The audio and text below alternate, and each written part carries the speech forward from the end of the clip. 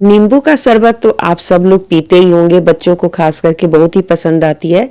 खास करके गर्मियों में जब हम कहीं से थक के आते हैं तो पुदीना, चीनी और नींबू का शरबत बनाते हैं, लेकिन उसमें चीनी को घोलने में हमें बहुत सारा टाइम चला जाता है। तो ऐसे में आज मैं आपको नींबू का इंस्टेंट शरबत बनाने का रेसिपी शेयर कर रही हूँ। इसके लिए हमें चाहिए ढेर सारा नींबू।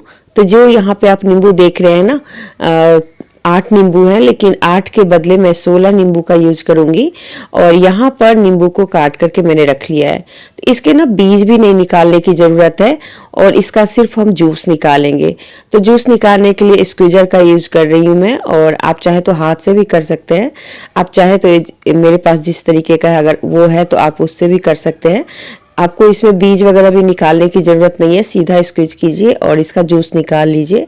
तो अगर ढेर सारा नींबू है और उसको आप बचाने की कोशिश कर रहे हैं तो उसके लिए भी ये बहुत अच्छा एक आइडिया है। तो यहाँ पर देखिए मैंने तकरीबन 1 कप से ज़्यादा ही थोड़ा सा जूस निकल चुका है। अब इसको हम क्या करेंगे ना, एक थाली में रखेंगे और थाली में रखने के बाद ज़्यादा देर नहीं लगाना है आपको, फटाफट से इसके अंदर हमें डालना है चीनी। तो क्या होता है ना कि जैसे हम गर्मी आती है, सर्दियों में भी, गर्मी में खास करके हम नींबू डाल करके शरबत बनाते हैं, पुदीना वगैरह डाल करके। तो आप इसके लिए ना पहले से ही एक इंस्टेंट मिक्स तैयार करके रख लीजिए। बस आपको 1 चम्मच लेना है और उसमें डाल के बाकी सारी चीज़ें आप उसी टाइम डालिए और फिर उसका शरबत बनाइए। तो यहाँ पर जो नींबू का जूस था ना, उसमें मैंने इतना चीनी डाला कि जो नींबू का जूस है वो एकदम से कवर हो जाए। देख सकते हैं बिल्कुल ही ये जूस मतलब चीनी के साथ मिक्स हो गया है। अब इसे हमें आपको छोड़ना है कम से कम 3 से 4 दिन के लिए, लेकिन अभी क्योंकि ठंड है तो ये कम से कम 8 से 10 दिन भी लग सकते हैं। और चीनी आपको भरपूर मात्रा में डालना है, अगर भरपूर नहीं डालेंगे तो ये बहुत ही ज़्यादा खट्टा हो जाएगा।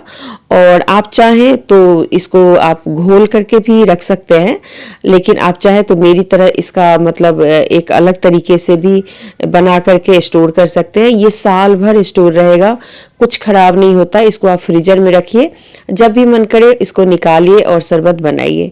तो ये देखिए कम से कम मैंने 8 से 10 दिन तक इसको थाली में छोड़ दिया था। और धूप क्योंकि इतनी खास नहीं होती और इसमें थोड़ा सा मिट्टी भी जाने का डर रहता है, तो मैंने घर के अंदर ही टेबल पे रख दिया था और ये धीरे धीरे करके हवा में ही मतलब रूम टेम्परेचर पे ही सूख गया। और सूखने के बाद इसे मैंने पीस लिया। तो पीसते हुए मैं नहीं दिखा पाई, बस पीस करके आपको दिखा रही हूँ। ये कुछ इस टाइप का बना है। अगर कोई आपको ड्राई एकदम दिखाता है तो बिल्कुल ही गलत है, वो सही नहीं होता, क्योंकि वो ड्राई होता ही नहीं है चीनी। ये आपको मैं बता दूं, ये कुछ इसी तरीके का बनेगा। इसे आप कवर करके बंद करके रख लीजिए, क्योंकि मैं पहले इसको ट्राई की हूँ, इसके बाद मैंने आप लोगों के साथ शेयर किया है। इसको बनाने में मुझे तकरीबन 15 दिन लग गए, क्योंकि मैंने सोचा कि अगर मैं शेयर करती हूँ आप लोगों को ये सही नहीं लगेगा तो मुझे भी सही नहीं लगेगा, क्योंकि आपको जो एकदम सही लगेगा वही मैं आपके साथ शेयर करने वाली हूँ। तो यहाँ पर मैं शरबत बना के दिखा रही हूँ और जब मैंने पिया तो यकीन मानिए बिल्कुल ही आत्मा तृप्त हो गई, क्योंकि ये इतना टेस्टी था ना कि मैं बता नहीं सकती। और अभी तो ठंड है तो मैंने इसके अंदर कुछ भी नहीं डाला और पुदीना भी नहीं था, तो मैंने सिर्फ पानी डाल के इसको घोला है और इसको मैंने पिया तो बहुत ही ज़्यादा टेस्टी लगी। दोस्तों इसको ज़्यादा से ज़्यादा लाइक करके शेयर कर दीजिएगा, और अगर आपको अच्छा लगे तो आप भी इस तरीके से बनाइएगा। आप चाहें तो इसको कुछ दिनों के लिए बाहर भी छोड़ सकते हैं, फ्रिज में भी रख सकते हैं।